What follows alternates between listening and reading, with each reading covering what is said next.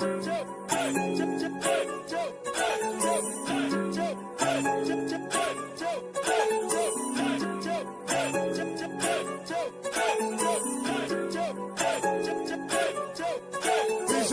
bunda pra cima. Joga a bunda pra cima.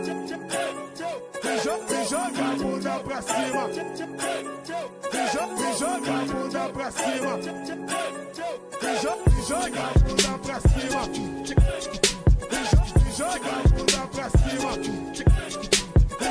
Joga a bunda pra cima. Joga a bunda pra cima. Joga a bunda pra cima, vem joga a bunda pra cima, joga a bunda pra cima, vem joga a bunda pra cima, joga a bunda pra cima, vem joga a bunda pra cima, joga a bunda pra cima, joga a bunda pra cima, joga a bunda pra cima, joga a bunda pra cima, vem joga a bunda pra cima, joga a bunda pra cima. Joga a bunda pra cima. Joga a bunda pra cima. Joga a bunda pra cima. Joga a bunda pra cima. Joga a bunda pra cima.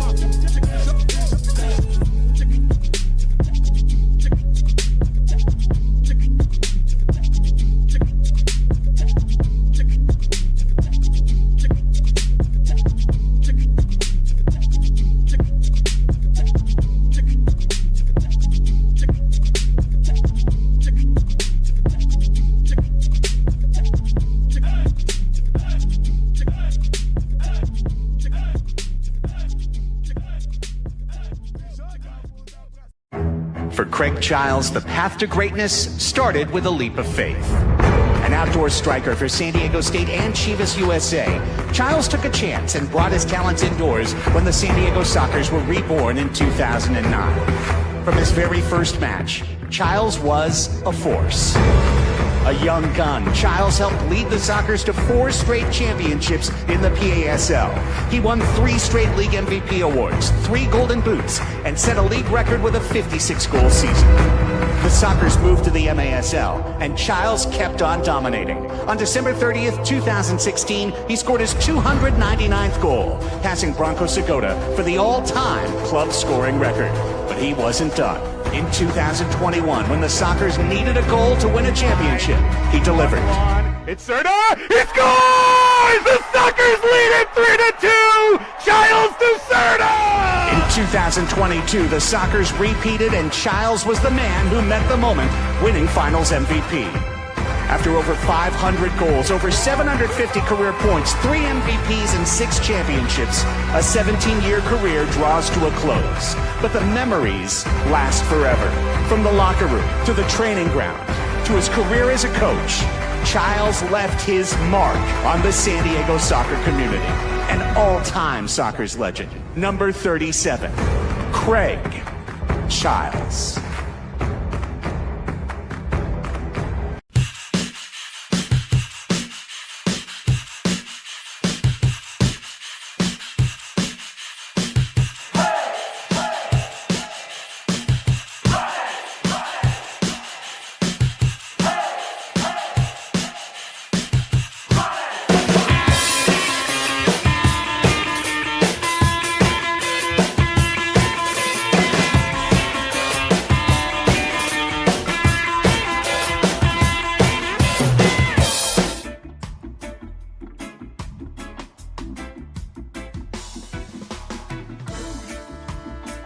Well, good evening, everybody, and welcome back to Soccer's Overtime, your weekly look inside the San Diego Sockers and the Major Arena Soccer League. My name is Craig Elston, joined, as always, by Tony Sanchez from SanDiego.Futbol. What's going on, brother?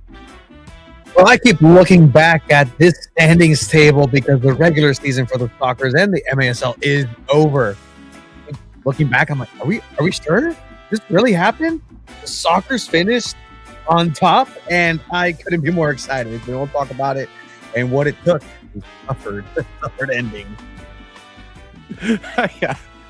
You wouldn't think it would be as complicated as a moon landing, but it feels like it kind of was. for the Sockers to get there. Shout out to your NASA shirt. Shout out to our brave astronauts centering up to the moon. This is season 8, episode 19 of Sockers Overtime, and you're guaranteed to get at least 3 more episodes. Yes, because the Sockers have clinched a first round bye. They're headed to the second round. Their dealings with Missouri are not over. They will once again have to roll through the Show Me State in order to get to the Promised Land. But the Promised Land is the Ron Newman Cup Finals, and San Diego's on their way. They've won the Supporters Shield, hence the title of today's episode, Shields Up on Sockers Overtime. Here's what's coming up on the show tonight. 2 insane games, a roller coaster ride all the way to the finish.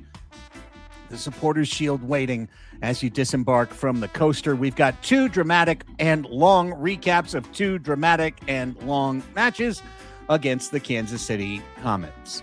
Then he's the team captain, and without him, the Sockers would have finished in 5th place, period. Last weekend's hero, the hero of the last 2 weeks, Cesar Cerda, will join the show when the recaps are done. We'll get into it with him, talking about taking a bigger role offensively, why the club has been able to get to where they are, and if they're happy where they are, given how good the team's been on the road. Now you're going to have home field advantage throughout the playoffs. We'll chat to Cesar, the captain of the team, about all of that. In MASL news, we will look ahead to this week's first round playoff series.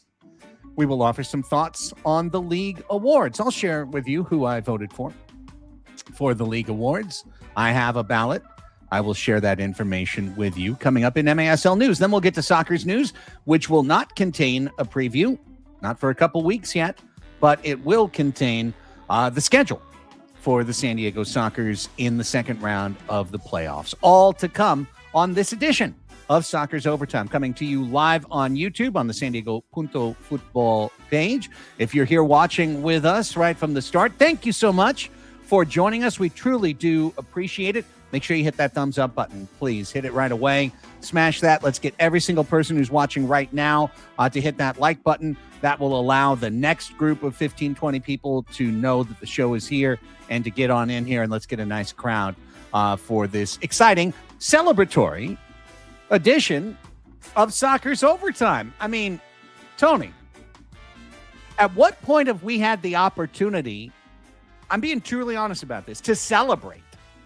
Like, it has felt like 2 hands gripped on one rope over the Grand Canyon for the longest time. It has just felt like an absolute white knuckle act for San Diego, and yet doing it the hard way. 0 regulation wins in the final weekend in 2 matches played, but they still somehow, by a full point clear, found their way to the MASL Shield.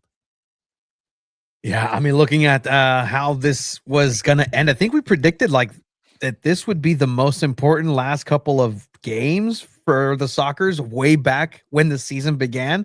I think you were the first one to look at this is where it's all going to go down. It's going to boil down. But did I think it was going to boil down to once the Sockers ended their final match and then had to wait for a subsequent match to know where everything was going to sit? I don't think so, but it's truly been an exciting season. And for the San Diego Sockers to be able to, in spite of everything that we've, I think, rather accurately pointed out, criticized and maybe had some feedback for, they were still managed to come out with silverware. And I'll just put it this way. Since I've officially worked for the San Diego Sockers, this is the first piece of silverware that they've won. Oh, that's a good point. That's a good point, isn't it? Yeah. Because 22 was the last Shield and title. Now, didn't you do Spanish language for that? I did. I don't think so. I think, no, the first Spanish language that I did was Chihuahua coming out with fresh uniform. Yeah. Okay. Yeah. All right. It was the next year. Yeah. It was the next year. Fair enough. Yeah. Wow. Okay. Well, good. Turns out it was your fault, but not anymore. Not anymore. That's why I hadn't mentioned it. I haven't really talked about it because I am a little superstitious when it comes to soccer, and then in the back of my mind, I was like, this can't be happening. Like, it just can't. Like, I can't believe it. But gracias, Cesar. Gracias, Soccers. I really, this one really means a lot to me, actually. You know, it was funny, and you saw it because, as you said, the game ends, the Sockers win, there's celebration, there's this, there's that, and the Empire St. Louis game was right in the middle of it. It was like at halftime, I think, at the point that we were signing off, and it was 2-1 ambush. And so, of course, you know, it's my job to write all the game recaps for the San Diego Sockers. I've written 24 game recaps this year, and as Tony knows, I usually write part of it at halftime. I try to recap the first half written at halftime and then try and knock out the second half and you know, get that thing done 20 or 30 minutes after the game is over, or at least after the broadcast is over. Get it all done. And our intern Jackson, our man JG, they go down, they collect some sound bites, which used to be my task. Instead, I let them do it, and then they give it to me, and then, you know, I write the recap. Well, I knew I couldn't write the recap on Sunday until the Empire game was over, because we need to know, we knew the Sockers were first or second, but we didn't know if they were first or second. So at the point that Empire, on a Justin Stinson shootout goal, took a 1-goal lead over St. Louis, you probably saw me. I left the booth where I was watching the iPad of the game, and I went over to the Paula Starlight Lounge because a lot of our season ticket members and fans were waiting in line to get in there to do some autographs and some pictures with Sockers players. You know, they took a shower and then they went up to the Starlight Lounge, and I wanted everyone to know. I was pretty sure they didn't know, and I was right, Tony. I went to the line of people. I'm like, watch this game. As long as Empire takes it to overtime or wins, we win the Shield. If St. Louis wins in regulation, we don't win the Shield. So, like, here, you know, just to let you know, there's stakes. There's huge stakes going on right now at Toyota Arena. And then, of course, St. Louis found an equalizer fairly early in the fourth quarter, but they did not find the game-winning goal. They had a great set piece with like 2.8 seconds left on the clock, and I thought, are you gonna do me dirty like this? You know, score with like half a second left to win the Shield? The answer is no. Not only did they not score in regulation, they did not score in overtime, as Empire scored in overtime to win. Now, Kelsey, I'm talking about our Sockers fans. I knew that the Sockers fans who were walking away from the field didn't know that the Shield was still up for grabs. And I needed to let them know. And they didn't know. And then they knew. So everyone could watch and cheer. And I let Philly know. Everyone in the Starlight Lounge is paying attention to you now. So a fun, crazy ass Sunday and weekend overall for the San Diego Sockers, that's for sure. And as Keith notes, it's kind of funny that this team has gone from like it's felt all year like the Sockers are just, oh, it's another weekend. We're playing 2 more games. We're going to play 1 game in this place. Then we're going to fly across the country. Then we're going to play a second game in this place. And you know, it's going to be the absolute, you know, most grueling schedule the Sockers have ever managed.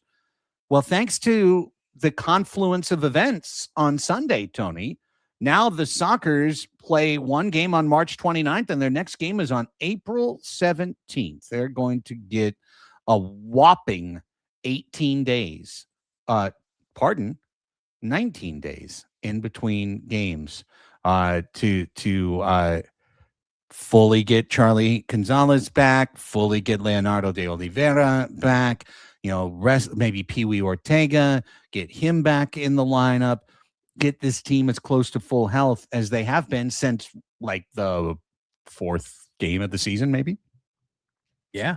I mean, this is a perfect time to, you know, finally address that one excuse or context that the Sockers have been having with every single one of these games and back-to-backs is the health, right? You're not going to get health in terms of those long-term injuries that we've known about. But you have some players coming back on the mend. Chadley, you mentioned, who, yeah, he made an appearance. He almost got a goal. He hit the post on Sunday, but you can definitely tell like that he's not necessarily up to game speed as he would like to be, or the Sockers would like him to be. But also, in that too, is what are they going to do to prepare? What film are they going to watch to prepare? They have to be, paying all the attention to St. Louis and the Kansas City Comets matches, to every second, every detail, every whistle. That has to be studied for the Sockers to be able to be prepared, because the talent's there. We've been talking about this entire season. The talent is there. They just need to put both of these sides together, be prepared, and have the talent, because if that's the case, the Sockers can potentially be unbeatable for the rest of the season. All right. We've got Cesar Cerda coming up. I told him 7 o'clock because I knew we had these 2 recaps, and the first one is like 22 minutes with 21 goals. So much.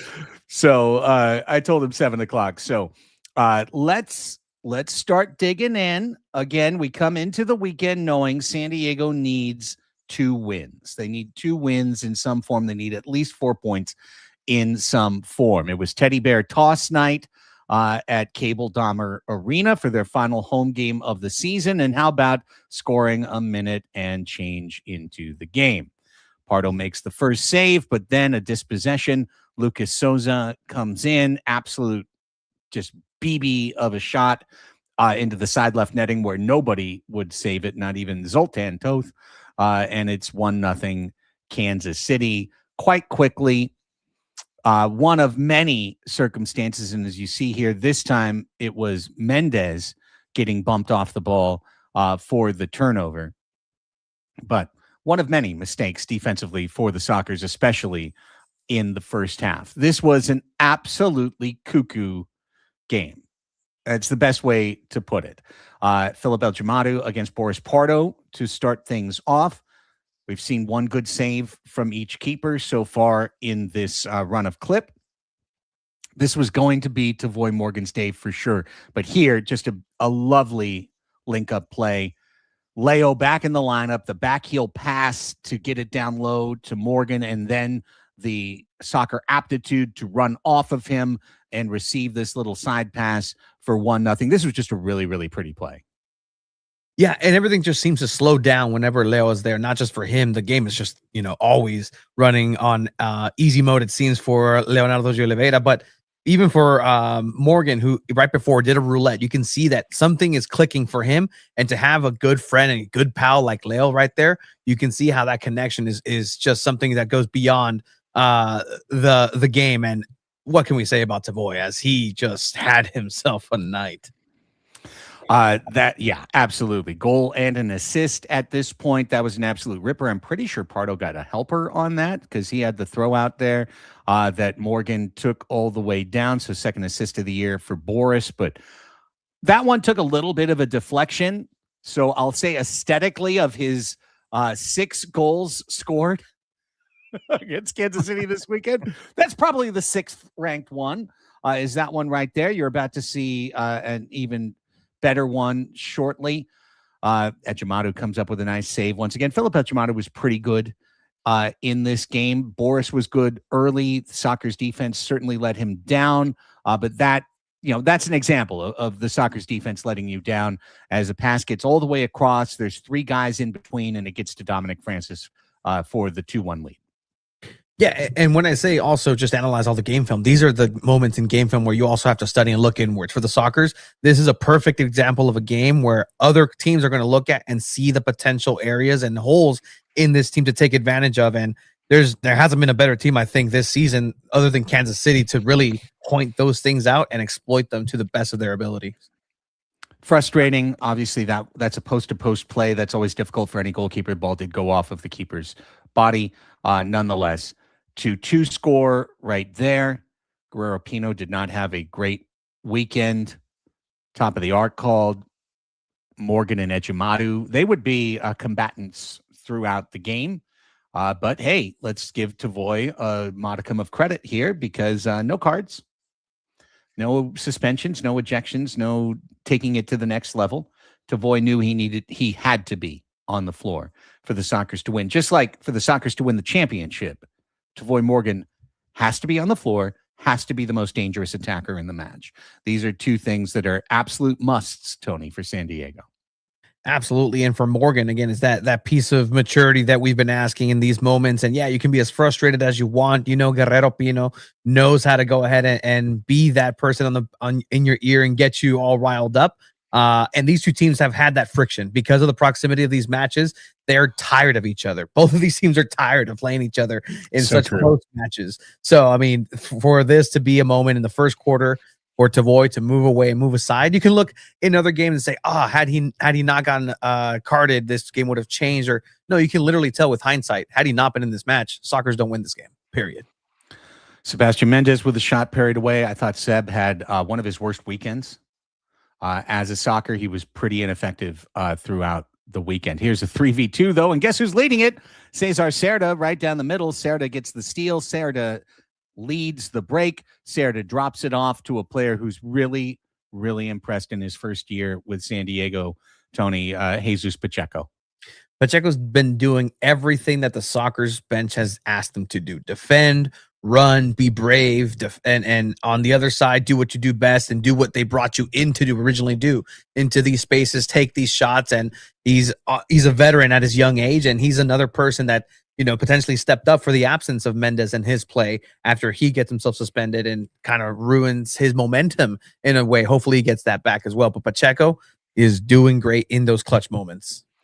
3-2, you thought for a second maybe Sockers are going to just have a really nice run of it. The second quarter would tell a completely different story. A 5-goal quarter for Kansas City. Here's the first one. Again, KC running a solid break, 3v2 down the floor. Take a look here at Mijatovic, who just allows the shot to come in.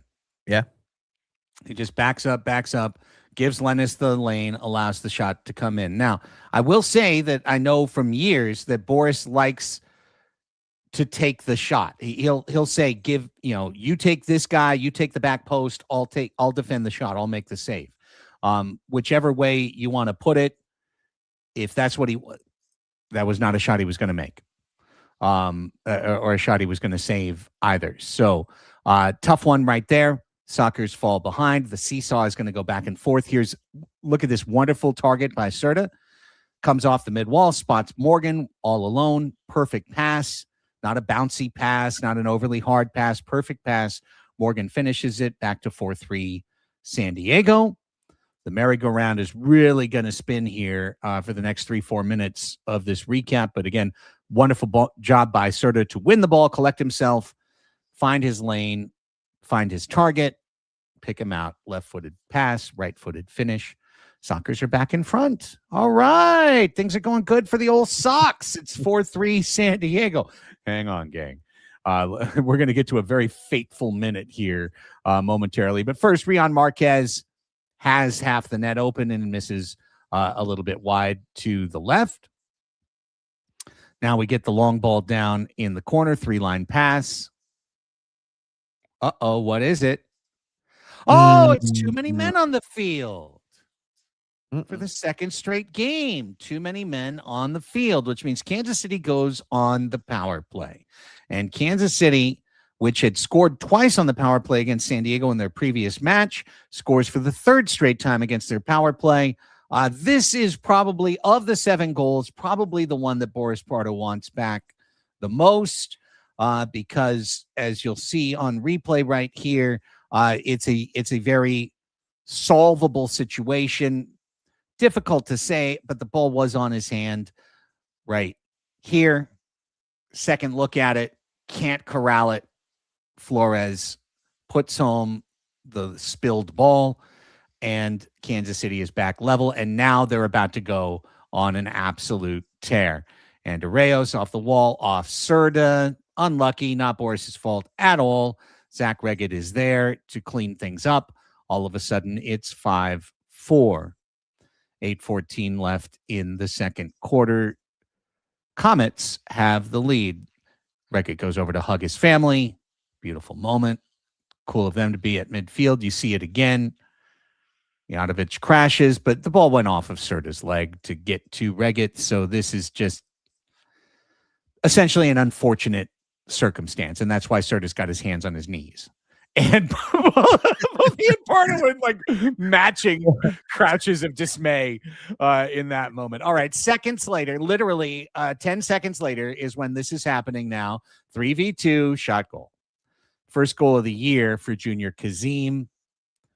Boris playing the pass there, reading the far post pass, putting his weight the other way. Kazim just fires it past him near post. Again, this is one of those ones where when you're watching it live, you're like, Boris, what the? And then you watch the replay and you break it down and you go goal by goal and you go, wait a second, what was this guy doing? What was this guy doing? What was this guy doing? Right there, Boris is reading the pass. Kazim makes the shot. So however you want to assign it, all of a sudden it's a 2-goal lead. And then that was 3 goals in a minute. Sockers come back and get some. There's Pacheco doing the dirty work, getting a greasy goal, staying with a play to get the second touch on it to make it 6-5. What a wild game this was. Yeah, I mean, this all back and forth. And again, like the sustainability aspect of these veterans being in this position at the end of the year. Can they take it? You still have Pereira out there who, also along with Mendes didn't have the best of weekends as well. But you start to look at your other teams, your other players, and this is why you have these players in those moments and give them the minutes to be able to step up in situations like this. And again, Pacheco combining with Cardenas, veteran with a newer player, is kind of been the success story for some of these gritty games this season. Mendes called for his 3rd foul. He's pissing and moaning as he does. It's a slow change as a result. And then that might be the second one that Boris would look at and go, I need to stop that shot. Marquez is just given a lane, though, to charge in.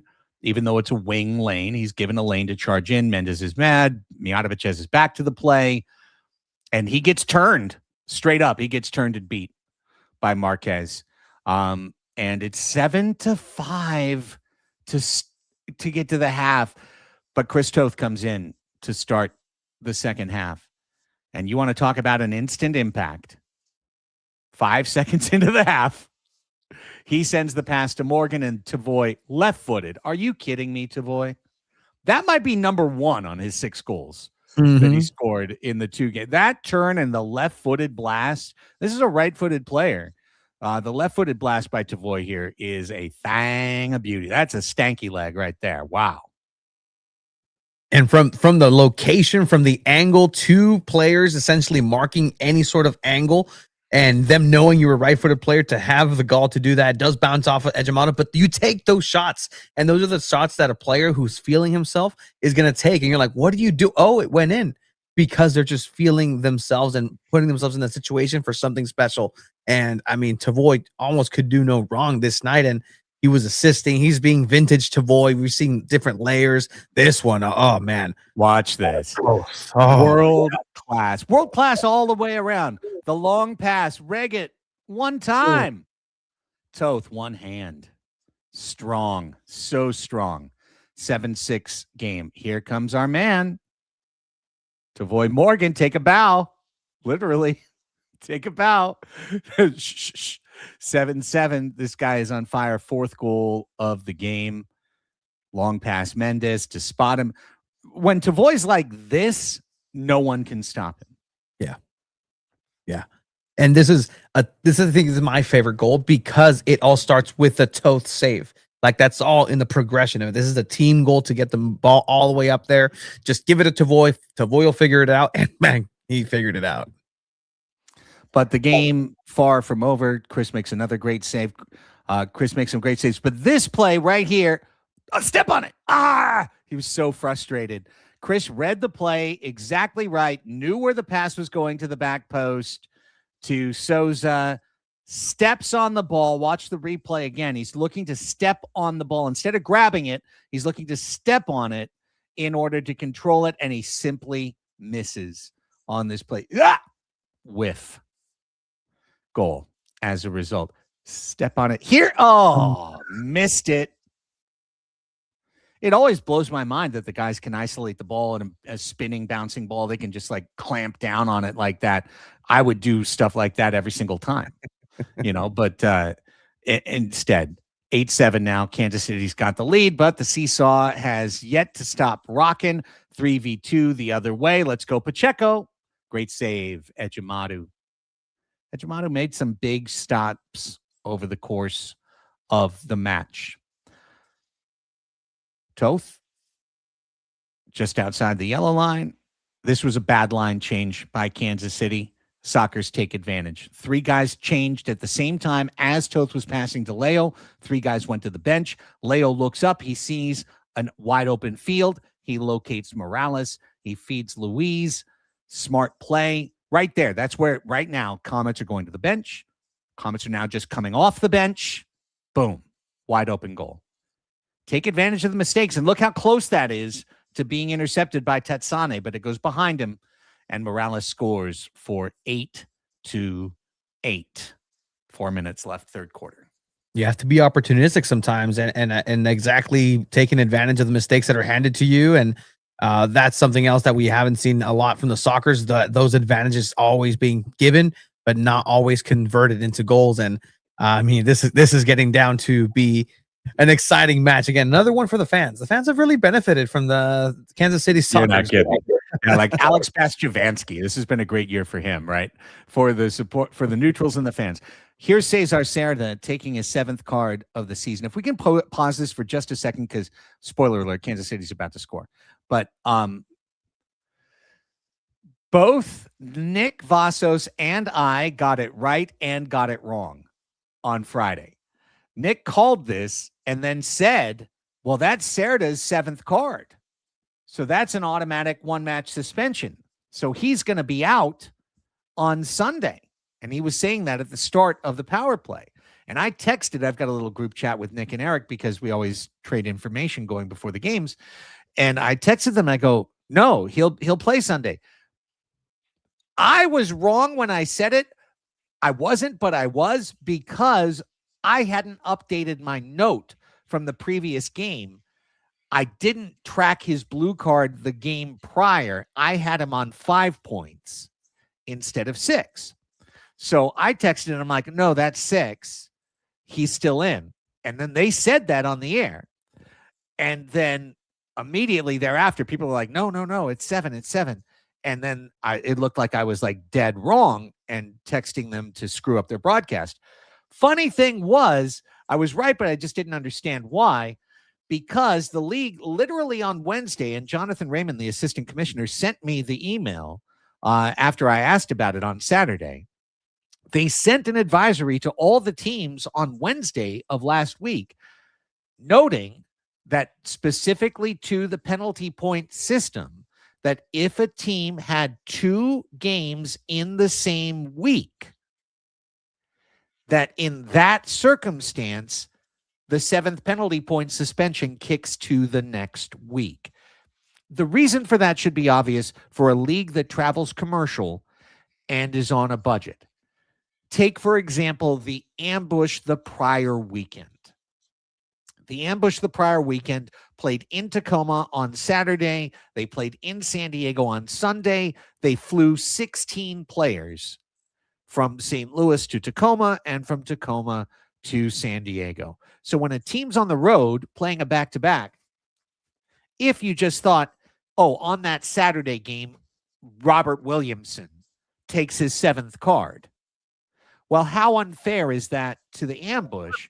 Because Williamson takes his 7th card. If he has to sit out against San Diego the next day, St. Louis can't fly a player in. They're not expected. This isn't a billionaire league. They're not expected to PJ in a player from St. Louis to San Diego overnight to take the spot of Robert Williamson. In Major League Baseball, you would. In the NFL, you would. In the NBA, you would. But in the Major Arena Soccer League, you can't ask that of teams. So even though there was a day between games, even though the Sockers were going home where they do have reserves available in theory, it's still the league rule. And as such, Cerda does take his 7th penalty point on this penalty, but does critically appear in the lineup on Sunday. Yeah, I mean, how history would have changed, right? But this is a smart rule and a benevolent rule upon the IA infested problem schedule of the season. So hey, like credit to the league for having that in a opportune time, at least for say the San Diego Soccer, right? I mean, this couldn't have been at a better time in implementation, but Cerda again, just kind of give you the scope of how his intensity levels been this entire season. Some of those cards, to be honest, you could look inwards and say, hey, I could have made a better choice in that moment. Didn't have to do that, but to the point where he's matured in terms of this season specifically, just in the content, in the context of the season. Thank you. But yeah, I think Cesar, has done well, but this was very fortunate. This was wow. Like, imagine Cesar Cerda not playing that Sunday. I don't want to imagine that. Period. We lose. If Cesar Cerda isn't on the team, we lose each of the last 3 games by multiple goals. It's not close. But that's a different topic for as we continue. Okay, so now we can resume. Remember, Kansas City has scored at this point in time 3 straight times against the San Diego power play. Here you see the trip. It's an obvious trip. It's an obvious blue card. Is it 100% necessary? Debatable. He's down in the corner. Nonetheless, power play begins, and Kansas City immediately converts. If you go through these 6 Kansas City goals, they're all on the back post. Mm-hmm. They're all on the back post. The Sockers, they can't contain Marquez. The ball gets to Marquez in the middle, or it crosses with Marquez. Here's Marquez driving it. They can't stop him. They can't get the ball off his foot. He identifies the back post guy.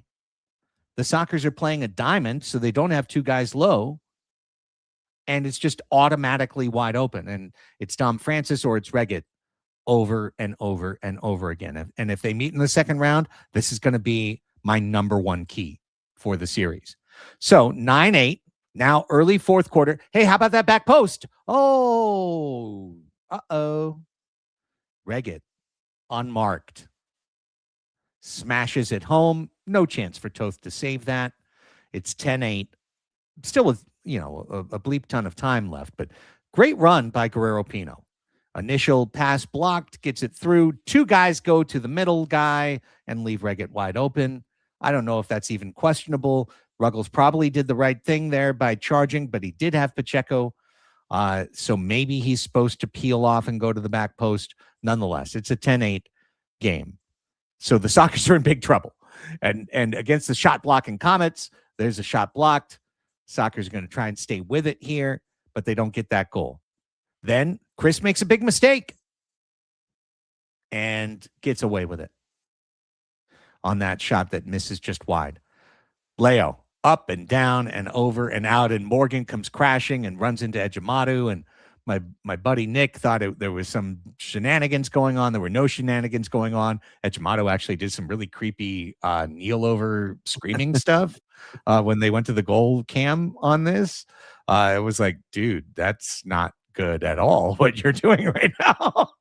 But Morgan actually completely innocent in this exchange. Leo unlucky in this exchange, and it remains 10-8. Straight up, 7:32 to play, 10-8. I'm not thinking we're winning right now when this ball doesn't go in, Tony. Yeah, no. Again, it's one of those plays where you're like, man, it's not the night for the Sockers. Ball just doesn't want to go in. Any other day that goes in twice, I mean, it's incredible. And again, I think game flow wise, here's what I was talking about. Like, look at this part. Like, that's not nothing. The dude's like laying in a net, and you're like leaning into him, shouting into his face. Like, Daniel Radford's here. Daniel Radford, pretty good ref in this league. Checks it. No goal is confirmed. So still down 2. How are we going to save this? There's Cerda. That's a good place to start. Shot blocked, comes to Luis. Oh, sick with that left foot. A la derecha.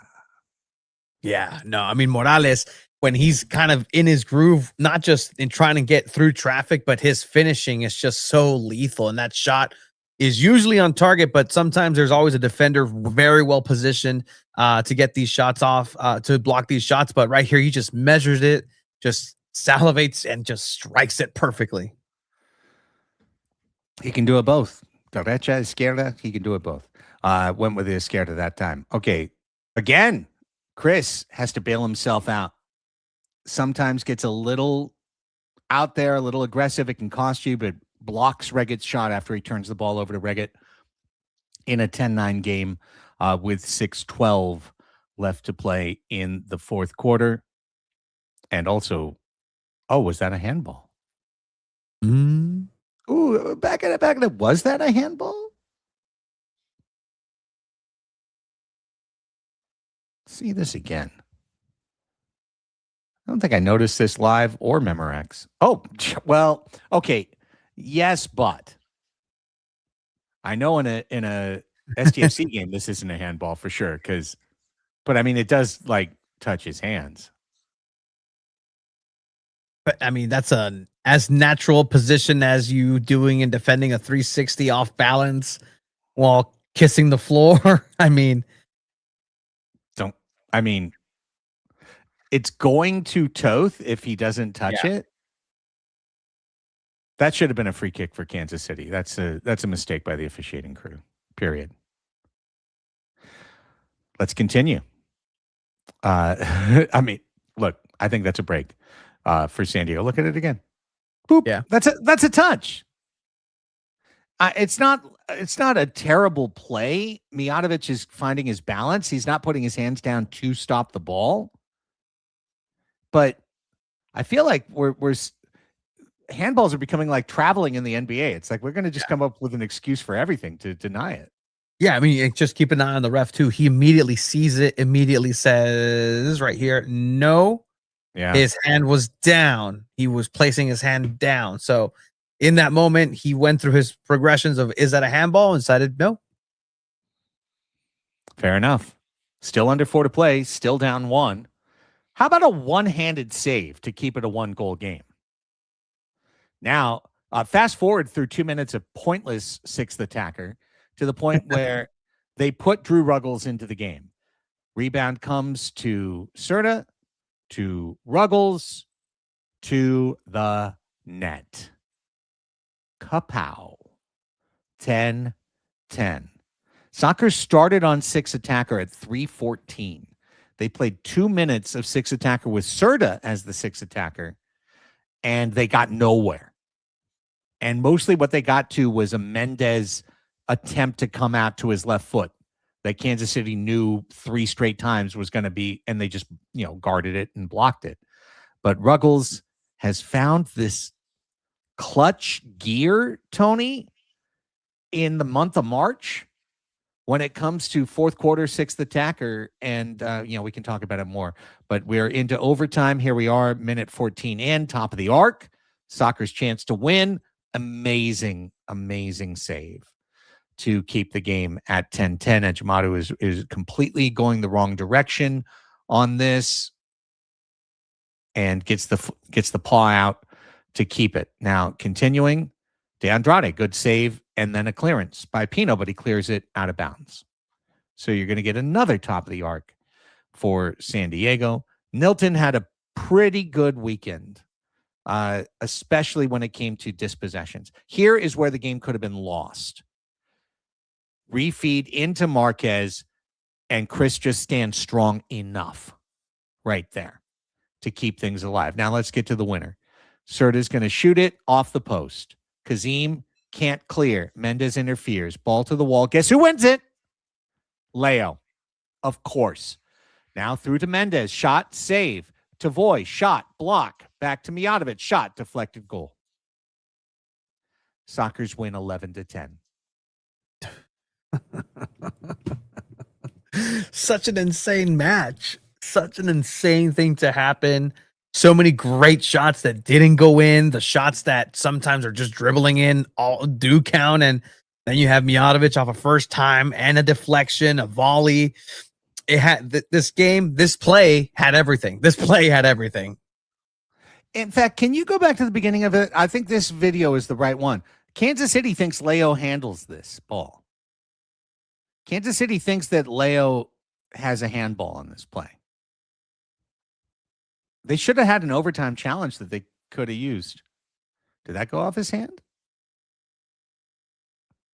Or did it go over his hand?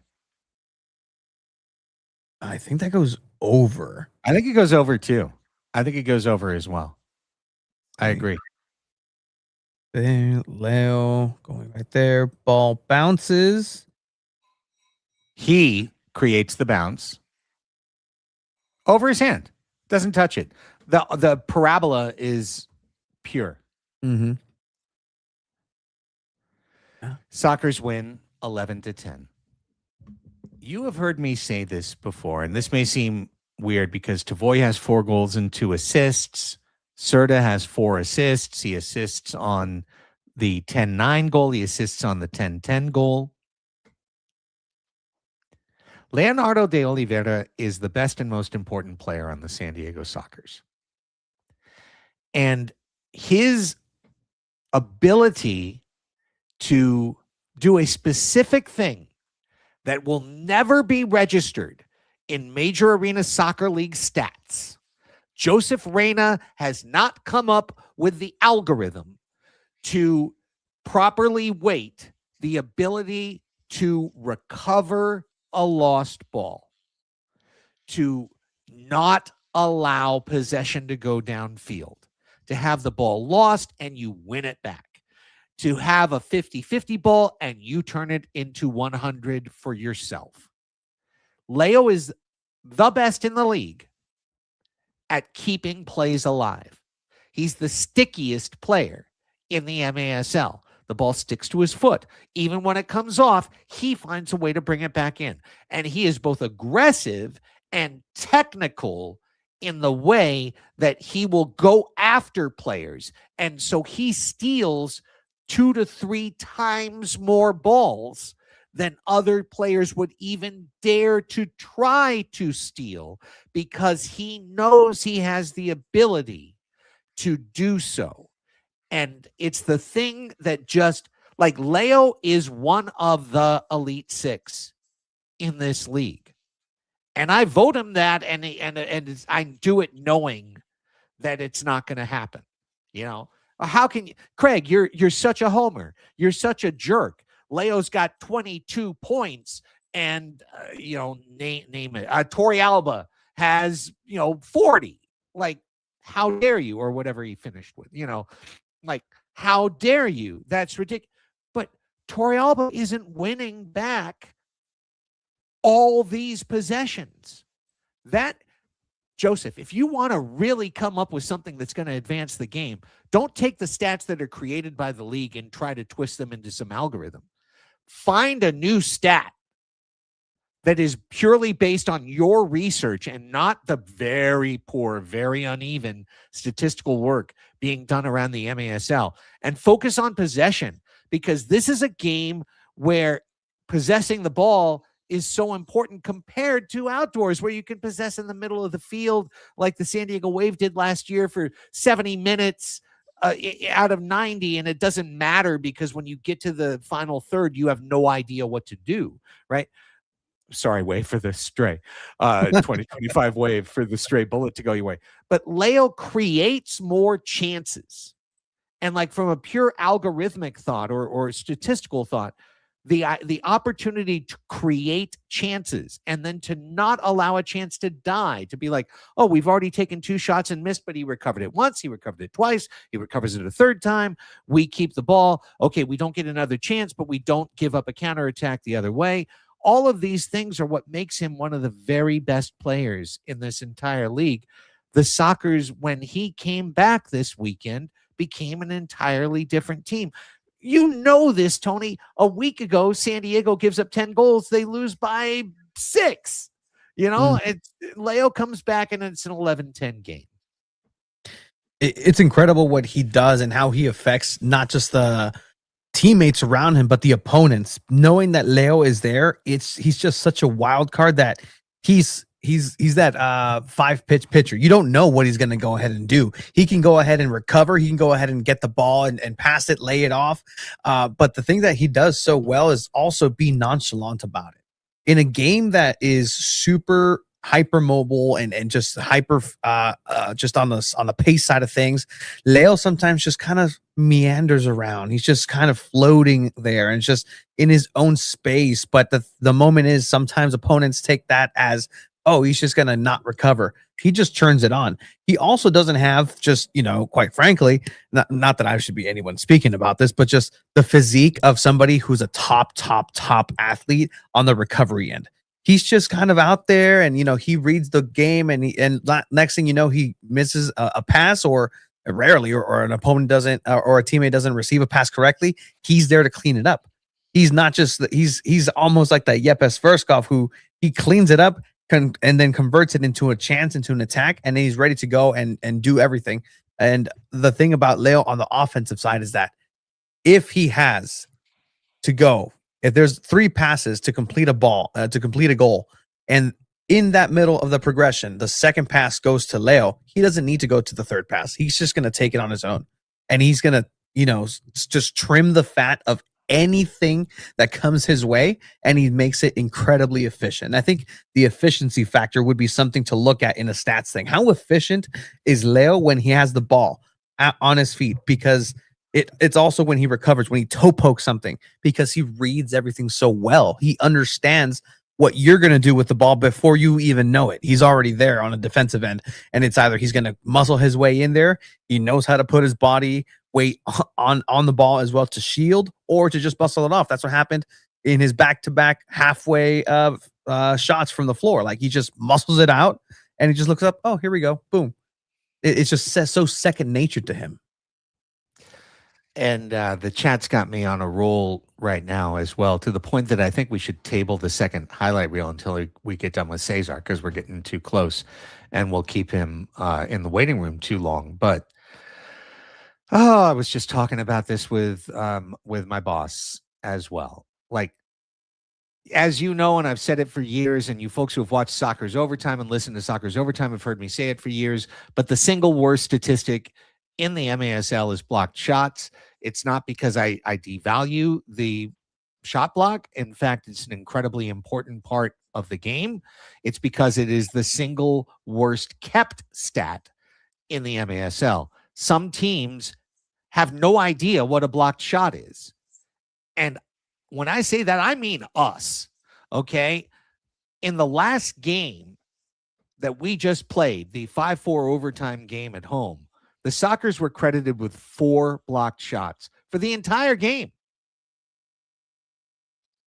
Okay. Yeah. Does that mean that the Sockers only blocked 4 shots in the game?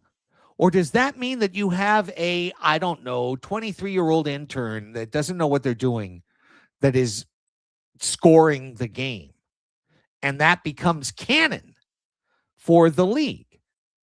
Whoever is the scorer for Kansas City, God bless him, every time the ball is shot, he assumes Van de Griff blocked it and then looks for further evidence along the way.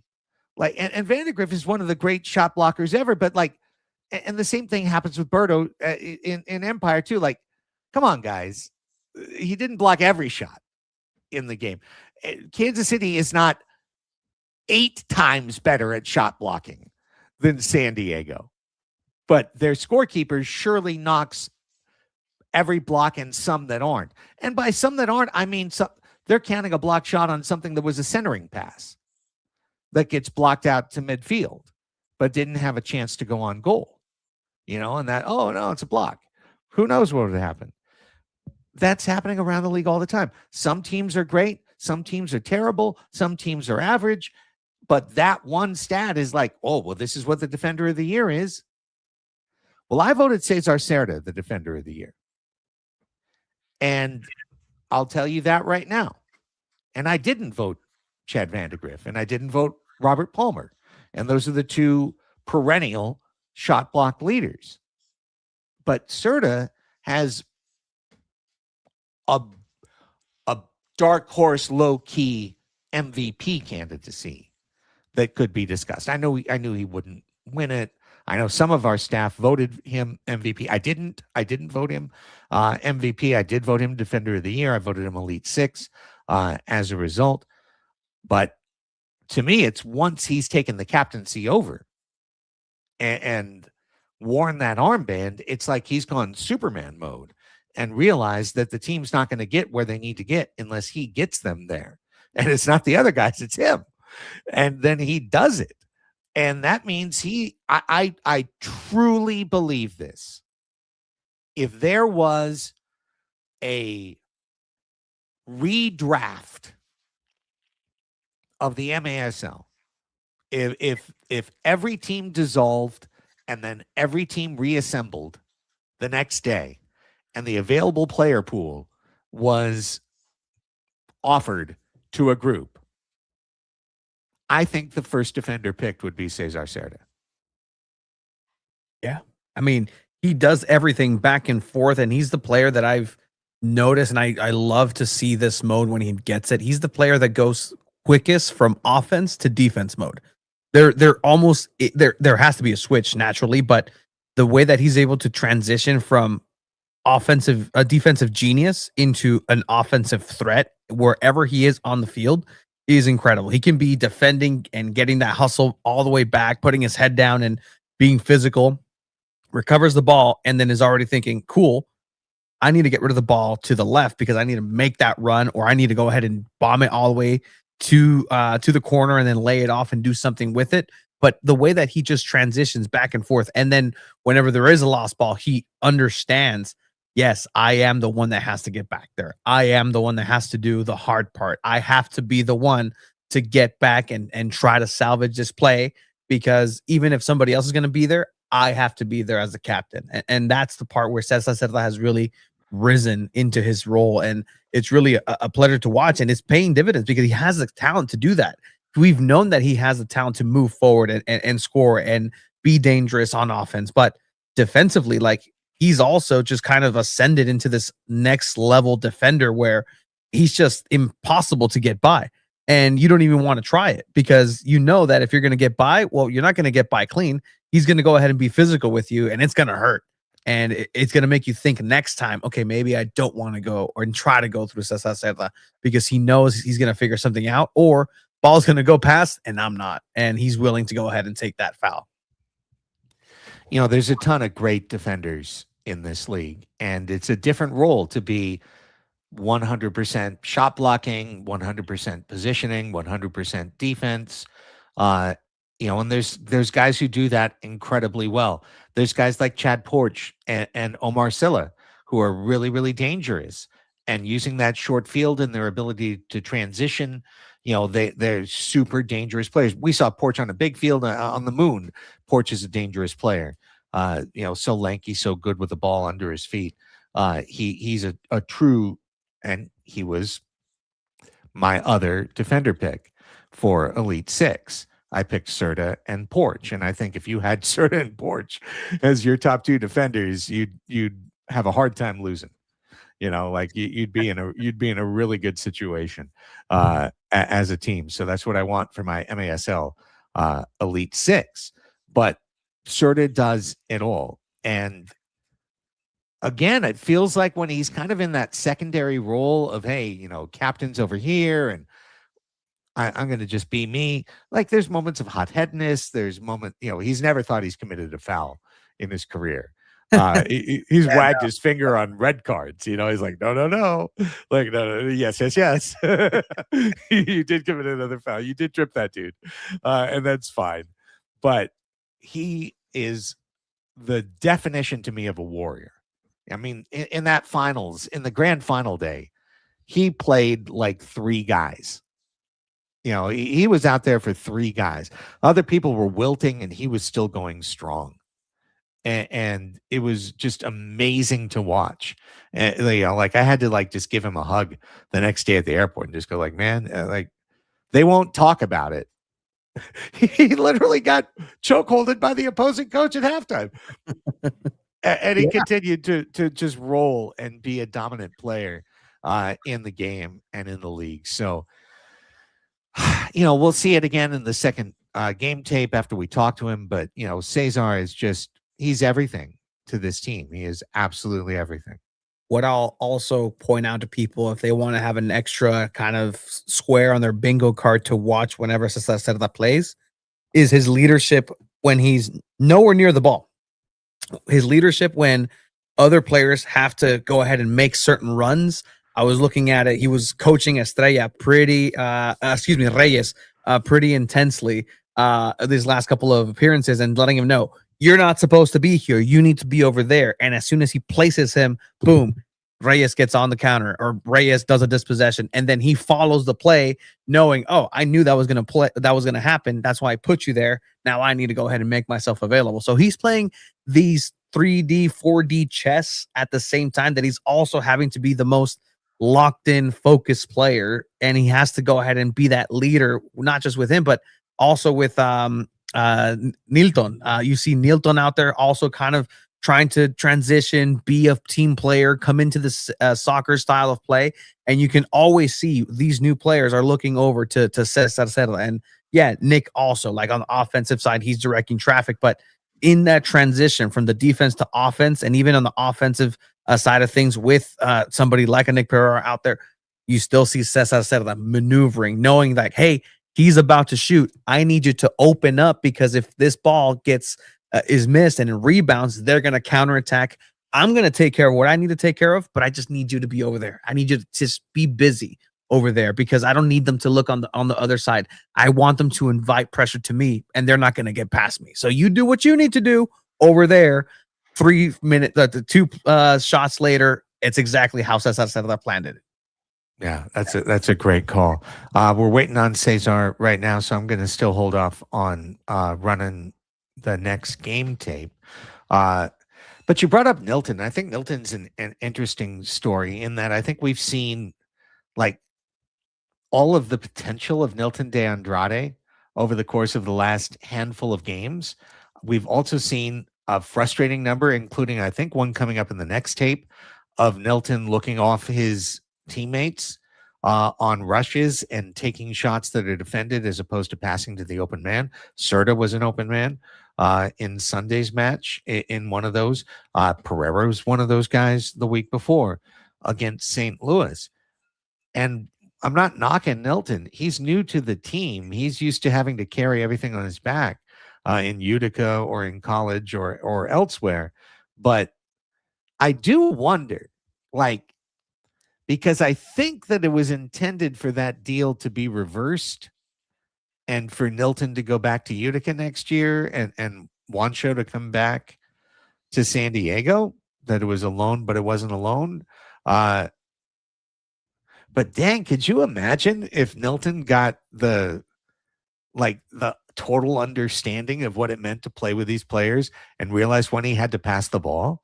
Like he could be a 40+ point player. He really could. And he's in those moments that he is finding himself in harmony with the soccer style of play. It's just beautiful to watch. He's just a perfect fit. But I also think that his selfish plays are also what's needed in a way for the Sockers, because he's that wild card. He's going to take shots where the book says don't take a shot, because the Sockers don't take a shot here. The Sockers pass it, and then find a shot. Nilton's like, no, I have the toe poke. I have this skill. I have this look. I'm going to go ahead and take it. And what he's been doing recently is he's been taking those looks and he's taking those shots, maybe sometimes where he doesn't need to. But the thing that he's changed is that he gets that shot, it gets rebounded, and he himself goes back to defend and goes back to dispossess. And I think that's going to be the key, where it's like, all right, you need to go ahead and just make sure that you're doing the pass, taking those sure layoffs and getting the assist instead of taking the shot. But if you're going to go take the shot, you better be the first defender. You better be the first one back there, and you better clean up your own mess. And we've seen that a couple times in these last couple of games, but there is going to have to be a balance of the solo act versus the team play, because if he does kind of assimilate 100% and understands where everybody is on the field, I think that's what it is. He just doesn't know where everybody's supposed to be just yet. He knows where Nilton is, but Nilton doesn't necessarily know where everybody else has to be. Okay, I just heard from Cesar. He said, give me 5 minutes. He's dealing with some stuff with his kids. So I said, take 10. Let's run the next highlight reel. And then we'll jump into Cesar afterwards. This is for everything. As we know, Sockers could still finish first, second, third, fourth, or fifth. And I blamed this one on the celebration. Just we immediately give up a really awkward goal. Rian tries for a Wallace-Scora, and Chris literally kicks it right back to him for 1-0. Yeah, it's tempranero. It's you know, you just kind of fall off your bed and you're just like, what happened? And this is what happened here. You know, Toth, unfortunate kick save, clearance, not enough. And, you know, again, Kansas City taking advantage of those mistakes and cleaning up. Well, there you see Nilton with a great run up the middle and a good shot. And Nicolau Neto started in net. And as soon as I saw that, I was a little bit concerned, Tony, because I don't know, and I'd love to maybe find out someday what the deal is. Here's Nilton with this is the play I was just describing. That's the shot that could have been a pass for an auto goal. You see Cesar kind of shaking his head. This was already been addressed with the team. And then Cesar just jumps right back in with Nilton, and Nilton steals the ball back. Dribbles around his man. Winds up being a Neto save. Again, the potential is there. Yeah. It's pretty incredible, honestly. Neto is a really good keeper. I don't know why he doesn't play and Ejimado always plays. But this is out to Voy, just wide. Still 1-0 Kansas City. Late first quarter. Now, guess who in the corner? Cerda back to Morgan. Cerda comes back. No good. Now in the corner the other way. Leo to Luis. Misses his angle. It's a shot he could have made. Marquez misses his angle. A shot he could have made.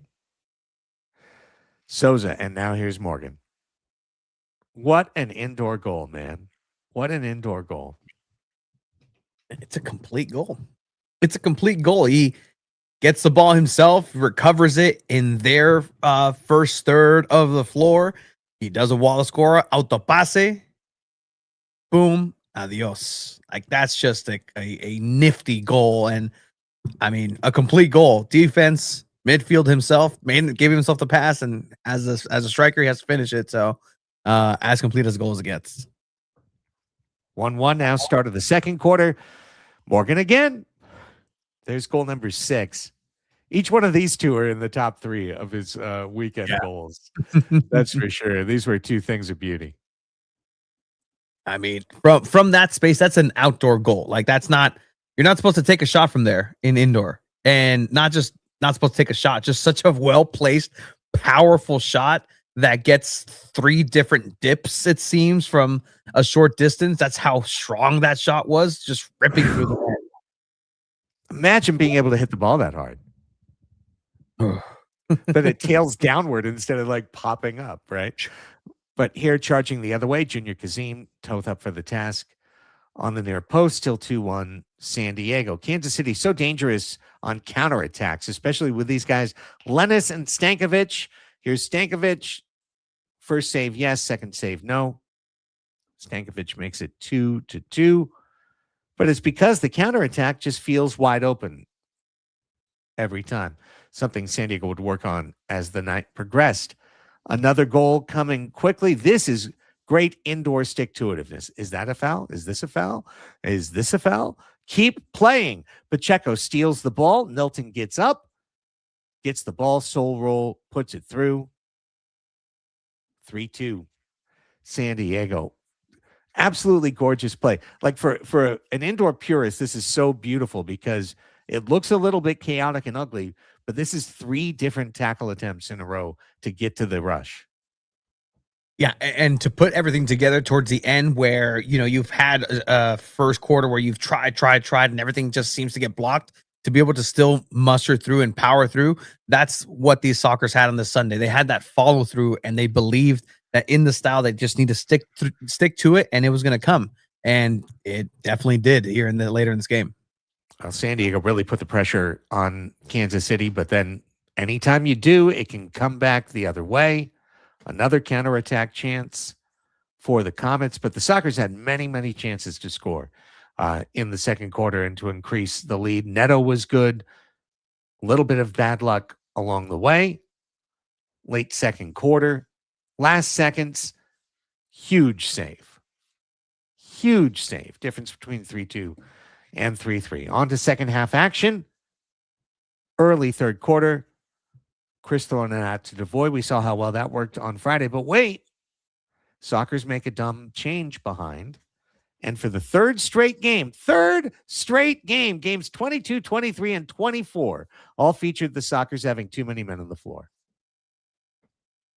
Yeah, that just has to get cleaned up because then you're putting yourself in a situation where the stats just don't lie in these power play situations.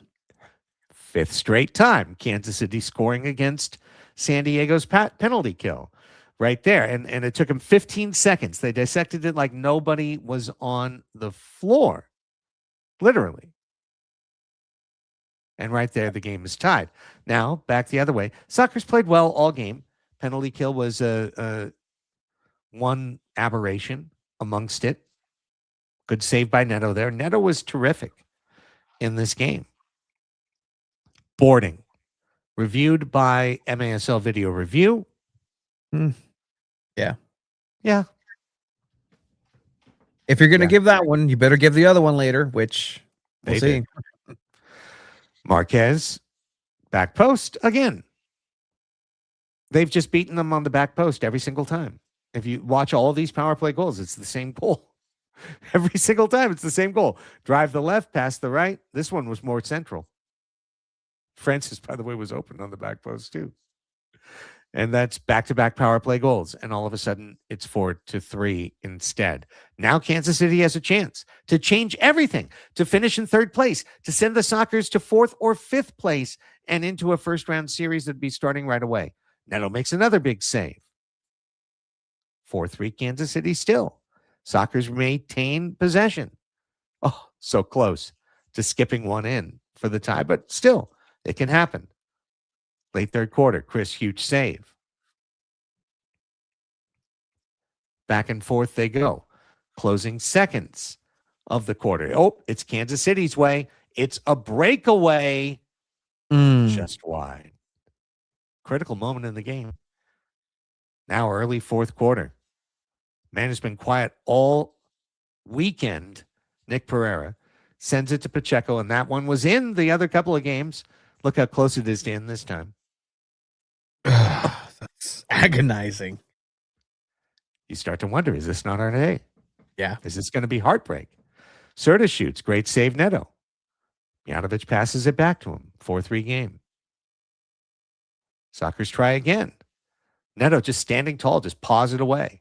But then, into the wall. There it is, the boarding call.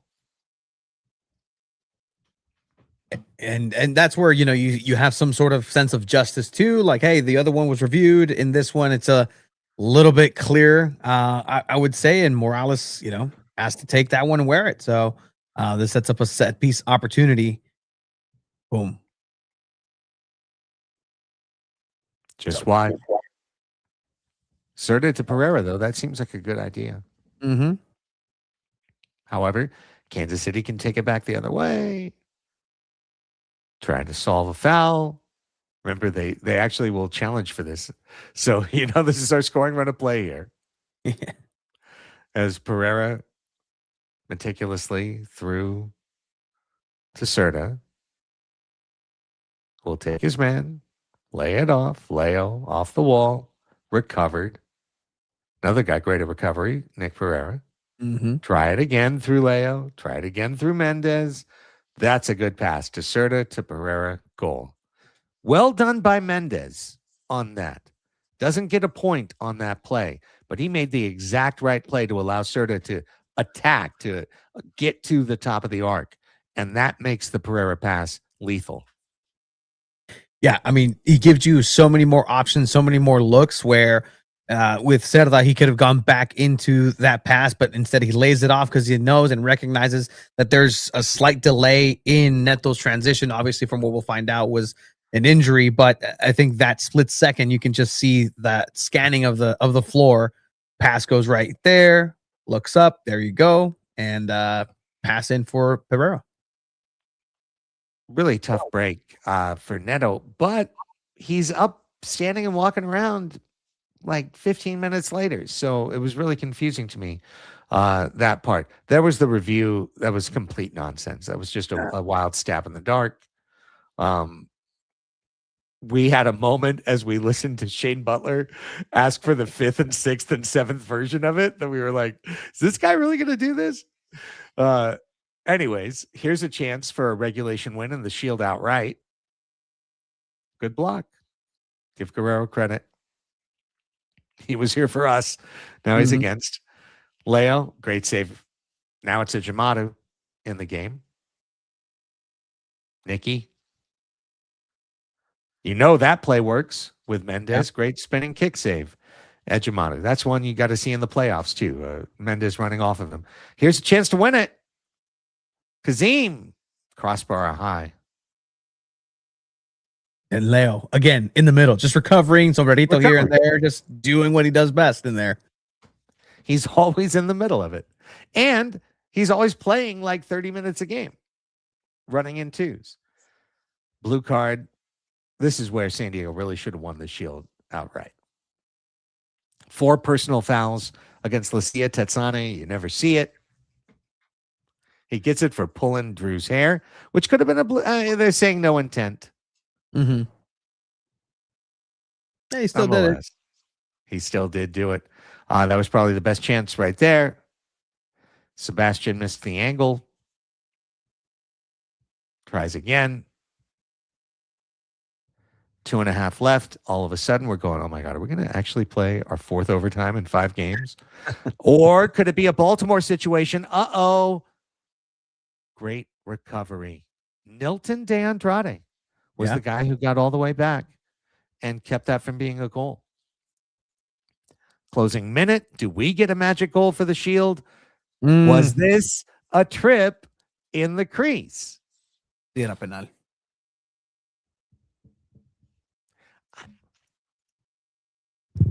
I see the swipe of a Jamadu and just a slight tap.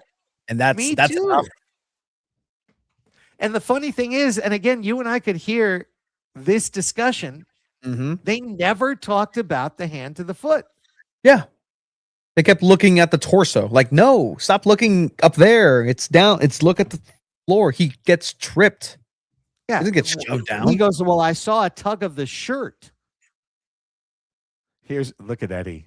Eddie Trujillo using his own photographs now to help. Nonetheless, no penalty kick. It would have been a penalty kick. Yeah. You don't have Childs, but still, someone's going to slot that bad boy. So the Shield's still up. Now we all know. Now St. Louis has the power. Now all you can do is get that point with a win and hope. But you've beaten Kansas City 3 times in overtime. Is this how you lose? No. Silly hop to start the quarter, but you were like, what? What? You're going to have to try and go 4-0 against Kansas City. Well, 3-line pass. Whoops. Gives the Sockers the ball. Off the wall. Recovery. Back to the captain. Cerda to Leo. Leo to Cerda. Cerda to goal. It had to be that way. It had to be that way. This didn't have to be that way. No, it didn't. Savoy, you didn't have to go talk to Rian. You can stay with your team. Nonetheless, what a moment for the San Diego Sockers. What a moment for the crowd of well over 3,000 at Front Wave Arena. Sockers win. And then, thanks to that result at Toyota Arena, thank you, Strikers. We said for the first and hopefully last time, the Sockers win the MASL Supporters Shield. Let's bring onto the show the man who made it happen. The man I just voted Defender of the Year in Elite 6. My vote's one of 32 around the league. So we'll see how it plays. But that's one in your book, Cesar Cerda. I think it's four in your book from your San Diego Sockers. We welcome on the captain of this team, Cesar Cerda, to Sockers Overtime. What's up, brother? So, guys, how are you? Man, we're inspired now. We were just watching all these heroics that you and the boys pulled off Friday and Sunday. What a crazy ass weekend you guys pulled out. Oh my God, Craig. Yeah, it was. What a weekend. I mean, 2 games, overtime wins. Good weekend for the club. Good weekend for good W's for the team, and we're just happy to have the shield again. No, No, go for No. it. Go for yeah, it. yeah. I just wanted to say, like, how much of a relief was it to pull out these 2 wins over the weekend? 2 tough wins, dos partidazos. It was good. It was a relief. I mean, that's where we were like trying to close the best way we can the season, and I think we did it. I mean, we were trying to get the regular win like a regular time, but I mean, at the end of the day, we got the W, and like you were saying, I mean, uh, on the other side, Ontario did I think a good job and help us a little bit at the end. You guys, Kansas City and yourselves, played 5 times this year, and 4 times it went to overtime. And you guys won every single time that it went to overtime. They came here one time and kind of ran the show in that one game. Nonetheless, what is it about this matchup that makes it so even? I don't know. I think it's just like the combination of 2 teams that I want to always compete, and I think that's the result. You will have every single time a good game, a fun game to watch, to play, and yeah, I mean, thankfully we got the W's on those 4 overtimes. And I mean, you've been incredibly important on both sides of the ball, but on the offensive side, have you challenged yourself to take on that bigger role, or is it just something, just coming natural with the flow of the games as the games are coming? I mean, yeah, he's like he's been like talking, like it will be according to the needs of the team. Like we were like probably uh, lacking a little bit of having the defender getting into the offensive part, and I was like, okay, let's try to get and let's try to start doing it a little more every game, every opportunity. Obviously, without leave the defense. Like blank or like with no help, but I mean, yeah, at the end of the day there is like stuff that is like being talking between the coach and the players and like the needs of the team. So yeah, I was like, okay, let's try to go a little more offense this time. Well, you obviously lost Craig a couple of weeks back, which puts that captain's armband, firmly on your arm for time now. You're our captain. And at the same time, you did get Leo back this weekend. How critical is that to have the two of you able to work together? We were just talking about it earlier in the show, Cesar. I truly think he's the most underrated player in the league because his ability to win back balls on the wall, in the corner, at midfield, in situations where a counterattack could spring and he goes, nope, I'm going to take it back one more time. Even if it doesn't lead to a goal, it's preventing an attack the other way. I feel like Leo, in addition to his passing, in addition to his shooting, Mhm. everything he adds to the team just gives you guys that extra level. Yeah, 100% agree with you. He's like probably for me he's like top 3, even maybe top 2. I don't know. Even the best midfielder in the league.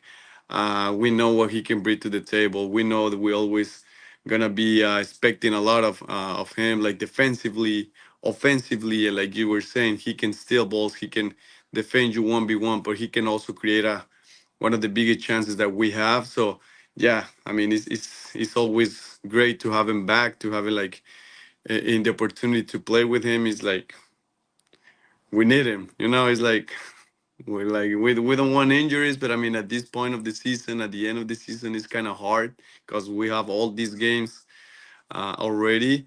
So yeah, I mean just gotta take care of our bodies the best way we can and try to get everyone healthy.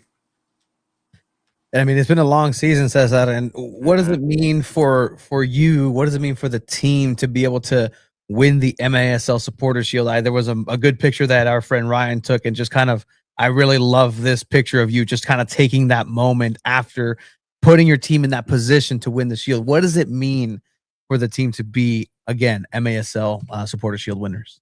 Yeah, I mean, to be honest with you, it means a lot. I mean, it can be me, it can be another one. I mean, I always say, I mean, it was me, the one who took the shot and who took the opportunity, but it can be another one, right? We work all for the same thing. We were all on the same page, trying to get the W because we won the shield. We won the first place because of you guys, the supporters, the fans. The organization has been great this year, like always. So that's what we work for. We work for the first place. We work to get a W for most of the games, and I think it's a great how you say satisfaction. Uh, Así igual, Yeah, yeah. así igual. See, Satisfaction, well, right? yeah, Satisfaction. It's a great yeah. satisfaction to give this to the organization and to all the soccer fans around San Diego. Cesar, when that supporters shield is presented to the team, when you guys get back out on the floor on the 19th, one of Mm. our longtime since the 1980s season ticket holders will be there, and one of the captains of the Brujos, the official supporters group of the team, will be there as determined by the Chavos leadership, that has helped guide that group throughout not only this season, but back to Pachanga Arena as well. Mhm. How important is that to you guys to have them on your side? It's awesome. It's awesome. Every time that we see the group of the supporters behind the goal, is like I said, like, come on, man. Like, we cannot be like giving away points at home. We need a W. We have the best fans, and it's always good to have them like supporting you guys and supporting us. I'm sorry, and with the the thing that we do at the beginning of the game and then at the end of the game is great. I mean, I think that's one of the biggest motivations that we can have, and we just gotta take it the way it is and perform as expected. And I mean, that's a great support to have here at home. And I just kind of wanted to see, does home field advantage mean that much to the team or not? Maybe you like more the visitante side, the on the road, because you guys have been so good on the road. Yeah, like I don't know, something happened this year. We were trying to figure it out. We're like be talking and I think we got it. We're trying to figure it out what's going on at home because we have a very good record away. But the last year, as you guys already know, last season we didn't lose a game in home. So we're just trying to get back into the same path. And I think we're into a good position in this upcoming week. And I think we have to take advantage of it because yes, I mean it's our home and I think we're stronger at home. We just gotta again. I think we figured it out. I don't want to see what's going on, but yeah, I think we figured it out, and I think we're gonna be on the same path again. Well, we can't wait to see it. I think everyone is excited for the opportunity for guys like Leo, like yourself, like Charlie, to get a couple of weeks to help Mitchell, who's been just playing through everything all year long. The keepers who have been battling through everything all year long to give you guys a chance to let your bodies get a little bit right, but you can't get too far off form because you'll be back out there on the 17th in Missouri somewhere. You'll be St. Louis, you'll be Kansas City. We don't know, but you're going to be somewhere in Missouri. Very familiar plane flights for you guys, very familiar trips. And then on the 19th, this will be it. This will be the chance in front of those supporters and your fans to get this team back to the grand final, just right where you were again, but this time with a chance to host the grand final. So when you think about what needs to come together for the club, last question for you here, before we let you go. When you think about what this club needs to put together in the next 2 weeks to be ready for that, what is it? I think we've been doing it lately. I think getting everyone into the same page, getting into everyone do what we need to do to be 100% of our capacities. Like not just physically, also mentally. Be ready, be prepared, be aware of watching the games, watching the style that they play. And I think at the end of the day, that's what is gonna give us the plus. Be ready for it, right? Because like the coach can give you all the tools, but if personally you don't prepare, it's gonna be hard. And I think lately we have been doing it as a team, and I think the team bonding, the locker room that we are getting, I think is very good. So I think it's gonna be a good result at the end of the day. Well, I tell you what a dramatic result for everybody to see the way that it all came together, and for the Sockers to be able to get the third shield and for the franchise in MASL history since they started giving them out. So pretty exciting stuff for San Diego. Cesar, you made it happen, brother. I said it before, I'll say it again. We would have finished 5th place if you weren't in these games. The last 3 games, you absolutely kicked butt. And you wear that band like an absolute boss, like a cabron. You are kicking butt. So, Cesar, thank you so much. Well, Craig, I just have one question. What happened with your Spanish? I thought you were practicing and at the end. Está bien, No está bien. questions. Estoy practicando cada día. Eso. Ajá. Día por día estoy mejorando un poco y ya, muy confortable. Tony, necesitas hablar un poquito más con él porque Sí, no, siento. para la siguiente nos lo llevamos a México tú y yo y el equipo y así nomás, puro español, puro español. Bueno, pues. That's good. Okay, my Sounds friend. good. Have a great night. You too, guys. Okay. Have a good night. Nos vemos. Appreciate it. There he goes. There he goes. Hey, the captain calling you out in your Spanish. No. I appreciate it.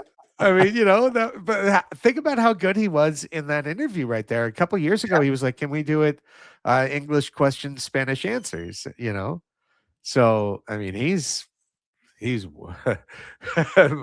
much better at English than I am at Spanish. But I was able to get by in Chihuahua last year.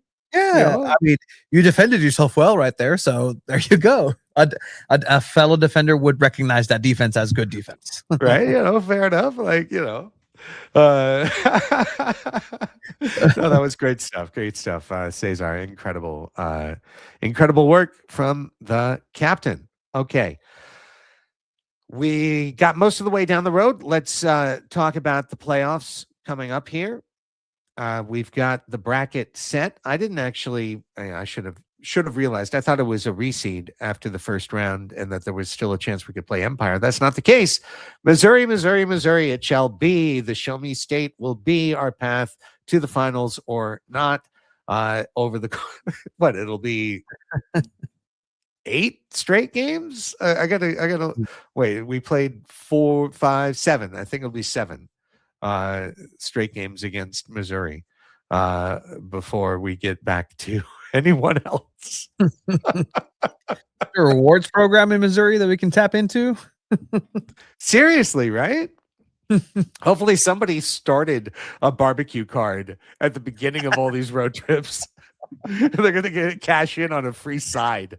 They're going to get a free coleslaw or mac and cheese for their next trip, So with that, let's take a look at what's going on. It's going to start tomorrow with Wave Strikers Thursday at Toyota Arena for game 1 of the 2-game, possibly 3-game series. And then Monday. No availabilities at UWO Milwaukee Panther Arena over the weekend, apparently. Monday, Milwaukee will host Empire for game 2 and game 3. If necessary, let's keep in mind,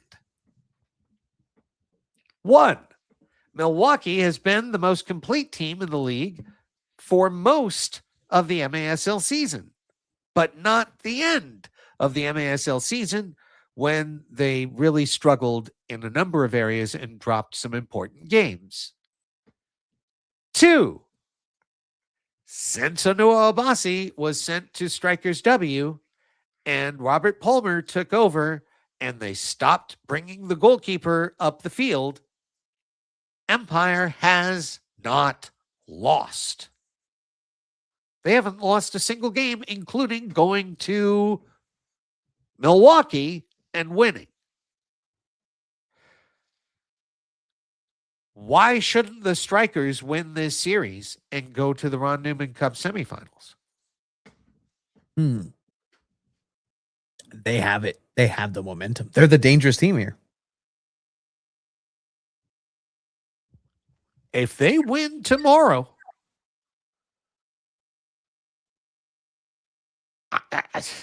I start to really think that this is the team I've been scared of all year. Mm-hmm. They've been held back. They've been held back, and now they can unleash what they've been trying to do. That they've been kind of held. The reins have been held firmly by Onua Obasi, and now these are just wild horses who have a lot of talent moving forward. Milwaukee, Kelsey. Milwaukee should win. Milwaukee, for most of the year, has been the best and most complete team in the league.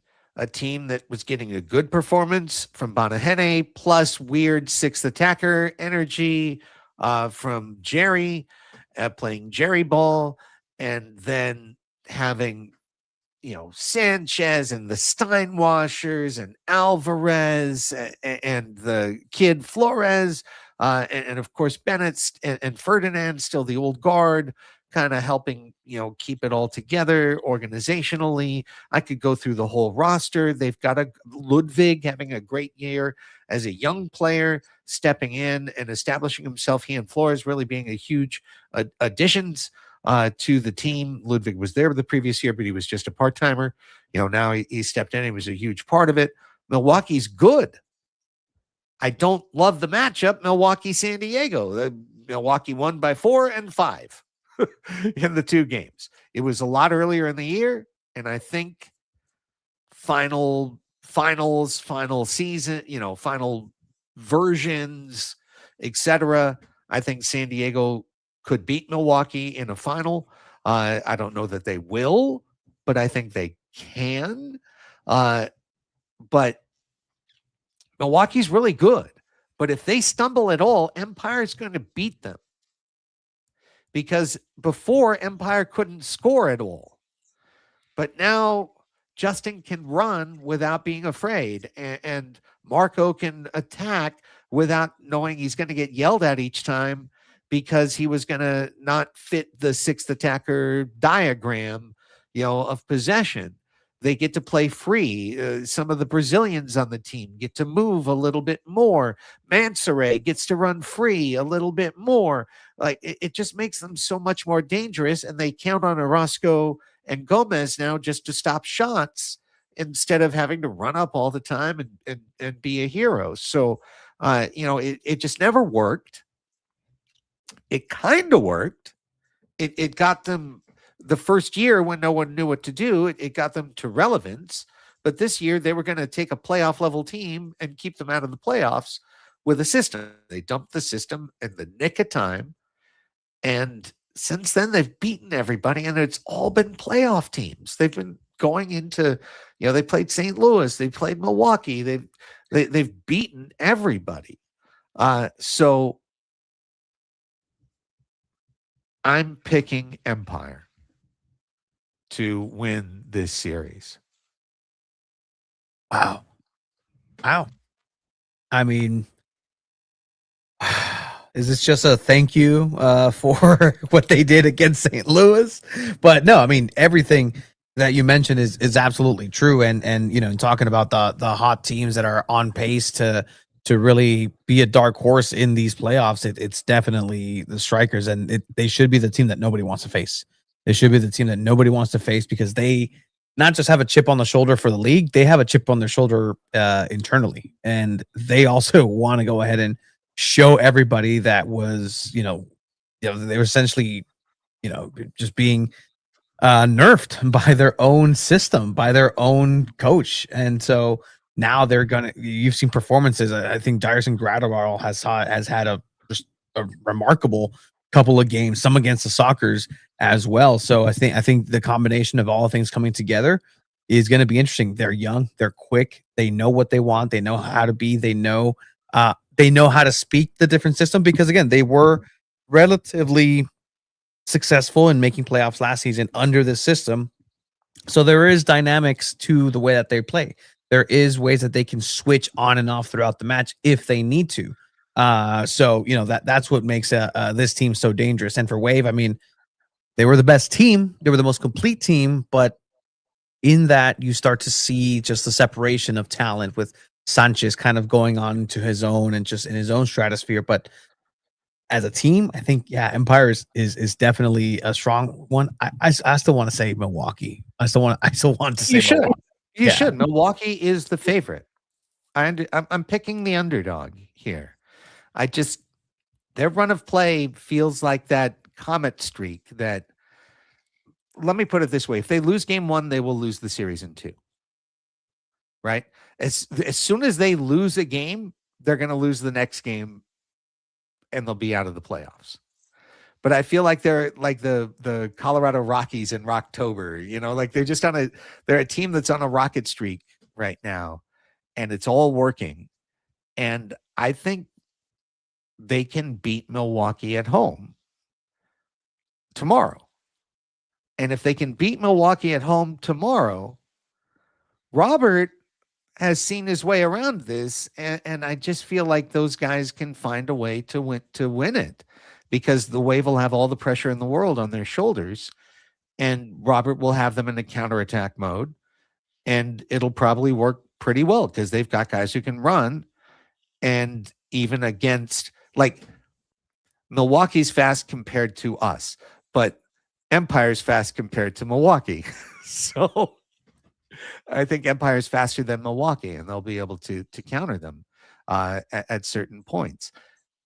It's kind of a wild pick a little bit, but I'm going to go ahead and make it. I think Empire's going to win, and they're going to get through.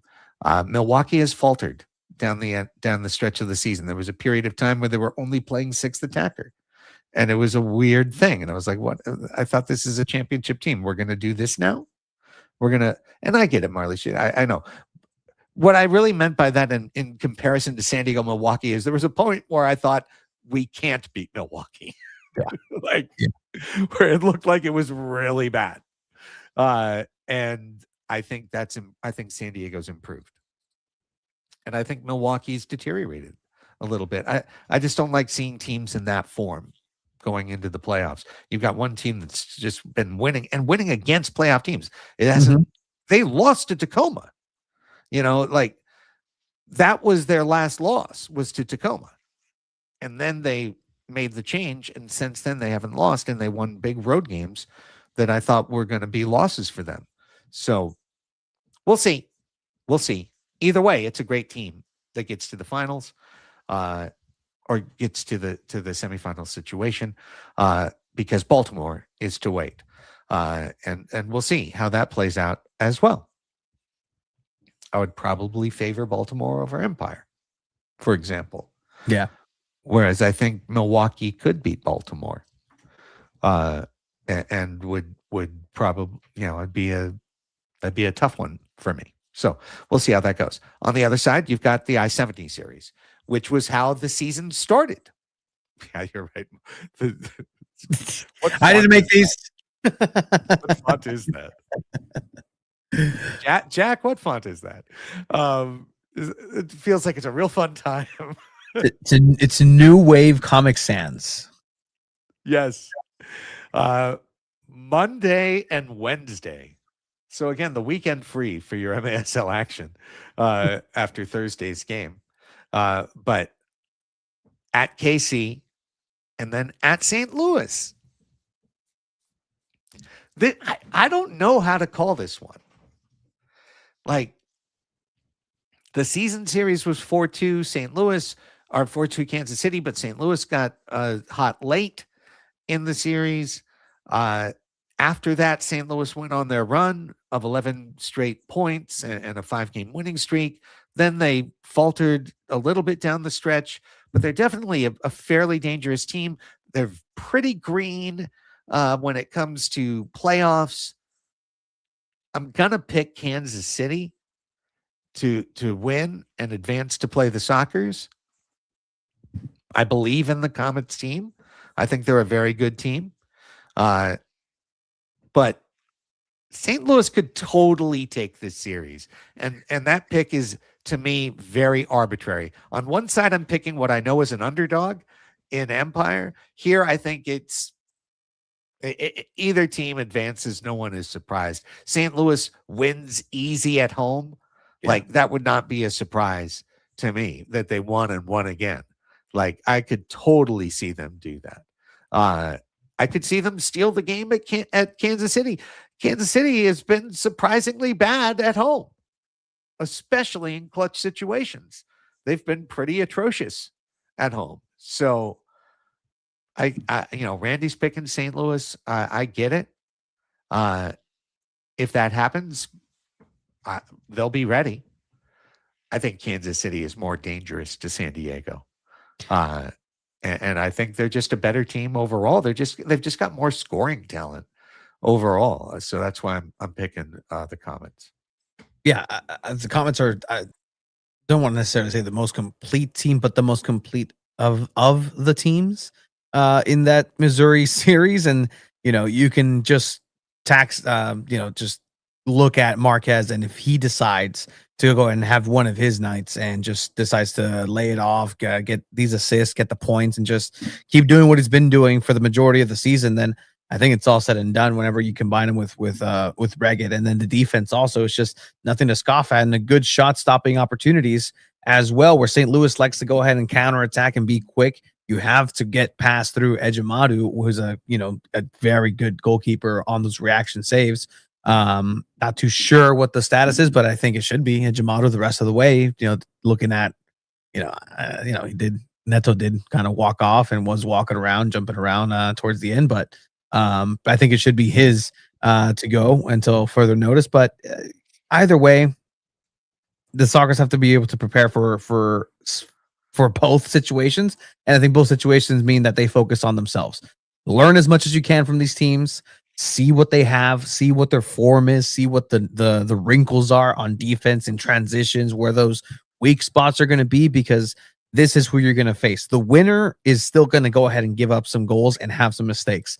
So whoever can clean up those mistakes and not have as much is going to end up coming on top. And I do think Kansas City is going to be the team that comes out of this one. And again, nothing but admiration for what St. Louis has done and shutting mouths up this entire season, because their season has been incredible. Yeah. I think all of these teams have been so very good. That's why, what Marlicia said earlier is true. Like, they're all very close. The margins are very close. But all year, it's kind of been a top 5. And then there was a battle for that last spot that Empire took care of by getting strong at the end. In theory, they should be the first team out. Like, Milwaukee should win and get ahead to Baltimore. It would be an upset. But I think I'm looking at the immediate run of form and knowing that the series doesn't start a week from now. It starts now. Milwaukee's in Ontario now, to play the game tomorrow. So I can easily see Empire winning the first game, and therefore I'm going to pick them to win the series, because that puts Milwaukee in such a difficult situation that Empire's actual abilities should play to their favor in that particular scenario, a scenario where they're not chasing it and trying to win twice, but a situation where they're trying to hang on to win a game. I think they could do it. So we'll see. It's all going to be fun. All the teams are really, really good. And my predictions should not be held as hatred of one team or love of the other, which is the most classic online thing to do. It's just a matter of me creating content for the show. Plain and simple. Plain and simple. ToWit is revealing who I voted for. So I voted Marquez MVP. He did wind up leading the categories. And I think without him, they're hard to beat. Without them, they're nothing. They're nothing. He's a really, really good player. He's controlled games against us. So that's something I guess I take into account because I rate our defenders more highly than some other teams. And your points leader was Rian Marquez. He was also the pass master. So that's pretty good. That's pretty good. So it's a very tight race, and you could pick a lot of guys. The reason I couldn't pick Cesar MVP is because he inhabited that role late in the year. The do everything, destroy. Before he was do everything, defend. And as he said, they made a decision, get a defender into the attack. And he got in there. If they did that from the beginning of the year, he'd probably have 35 points.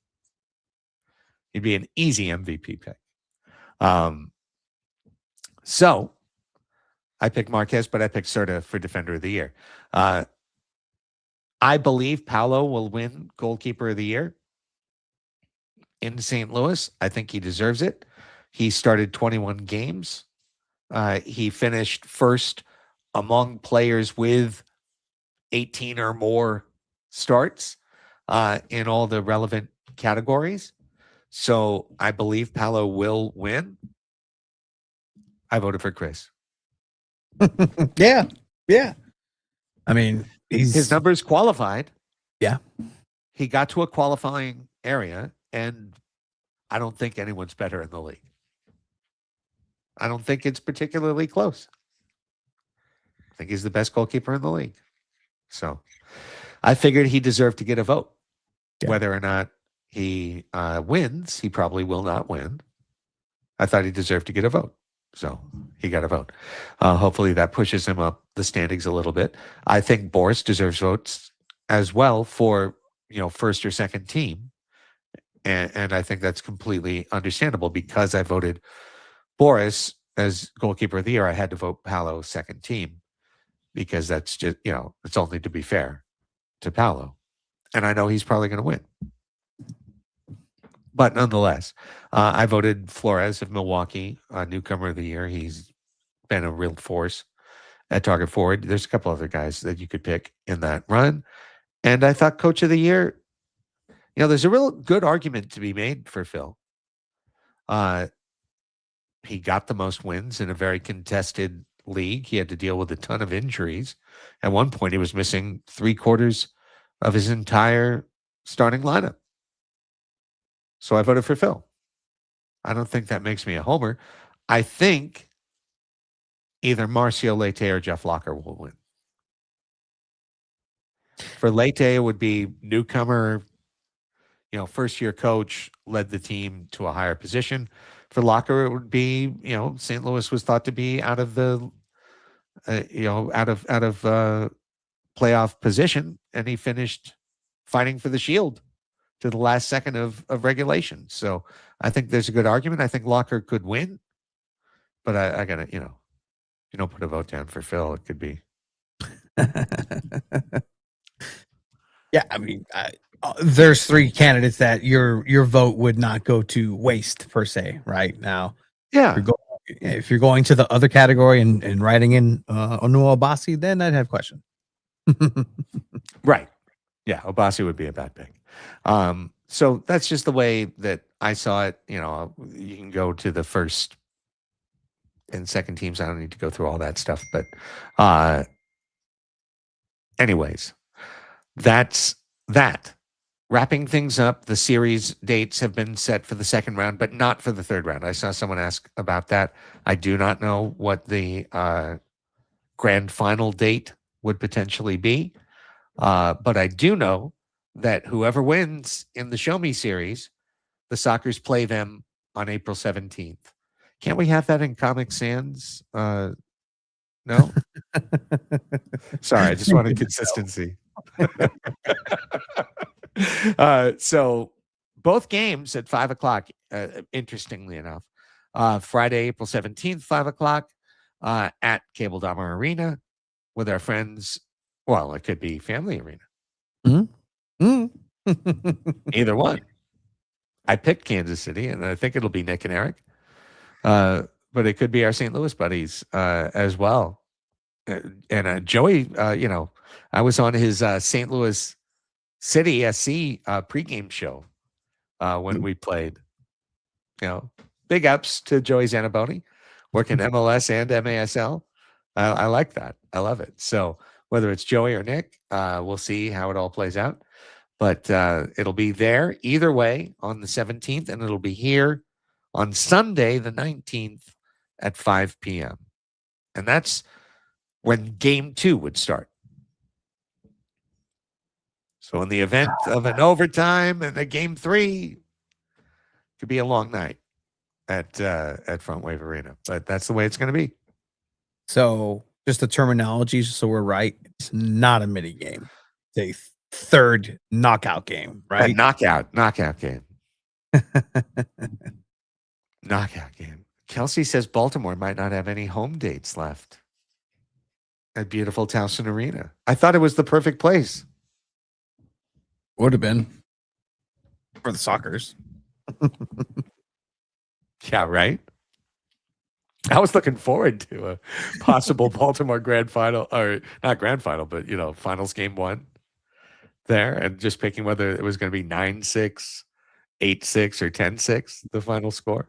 Like every time we go there, it's like 9-6.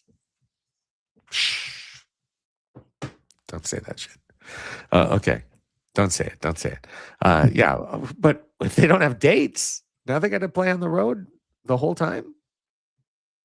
Go borrow a Chihuahua. What are they doing with their field? Hey, right. Well, hey, the Sockers won a championship playing exclusively on the road. Yeah. In 2021. So, don't put it past the Blast. Blast came in here and beat us fair and square. So, I was just at the small field. San Diego just seems like it's the perfect team for that field. I think they've got the best team in the league to play on a miniature field, which is what they train on too. So, that's why I think sometimes it's something we don't think about is that they train all week on a Baltimore-sized field, and then they go play at Front Wave Arena. And there's some extra space that sometimes I think they make a pass and think it's going to get there, and it doesn't get there because there's an extra 6 feet, in between here and there. So, anyways, anything else? Let's wrap it up. No, I think we're good. Any watch parties by any chance? I think people are asking for this. Oh, good question. I don't know. Stay tuned. Okay. If the Sockers / Front Wave Arena have an announcement, well, I would think Junkyard would be right. They've still got signage in the arena, don't they? Yeah, they do. Yeah, that'd be my guess. Maybe at Calafino. Who knows? They've opened it up before. So if we hear anything, we'll pass it along on next week's show, which will recap the MSL playoffs to that point. It'll be a much shorter show. Theoretically, it could be starting to preview what's going on the following week. As San Diego. As Craig just wanted to go ahead and time travel into the future. He is definitely going to be excited for that. We'll have more information on watch parties and all of that good stuff. Very much excited to bring that to you as that. So excited. I thought you time traveled into the future. I just want to get there. There's a button. There's a touch button that if I just accidentally graze it, it'll send me back to the previous page. So something, and it went right to Gmail. Like Gmail. Anyways, all right. That's it for the show. Appreciate everybody for being here. Yeah, what's that? Irish goodbye. I should never come back. Tell everyone what's going on with SanDiego. Absolutely. SanDiego.Futbol will be having some sound. I'm not sure if I'm going to be able to make it out there. Still high season for the regular job. from San Diego FC. We'll talk about it tomorrow on the Chromaniacs. That's everything SanDiego.Futbol, SanDiego.Futbol. We're going to start getting into more World Cup stuff because it's getting exciting. Like, the body feels it. It's World Cup time. It's been 4 years. Yeah, it's getting close, right? Chromaniacs tomorrow night with yourself, myself, and Alex Pena. Saturday, SDFC plays on the road at San Jose. So probably Alex and I. You're away this weekend, right, Tony? Yes. I'll be in Valle for the first time. Valle, well, Nice. a little bit. Well, we'll let you off the hook, but maybe Alex and I will do some post-game coverage of that one, and then you'll be back Monday with two balls and a mic. At Padres Hot Tub, we did a post-game show today after San Diego finally scored more than 3 runs in a game. They're up to 2 wins out of 6, which is, it's a long way to go. Yeah. When you get to 10 games, you're 1/16 of the way there. So long way to go. Nonetheless, you can follow us right here on YouTube at Padres Hot Tub and check out all of our content free every week, our main show, or you can support us at patreon.com/Padres Hot Tub, where you get all of our post-game shows, all of our group therapy live shows, our extra show we do each week called Banter the Show, which is a lot of fun. All that stuff comes for $5 at patreon.com/Padres Hot Tub. That's it for the show. Until next week, for Tony Sanchez, I'm Craig Elston saying thanks to Cesar Cerda for being here, and thanks to all of you for joining us for this episode of Soccer's Overtime. Shields up. San Diego wins the regular season. The playoffs are to come. Until then, go Sockers.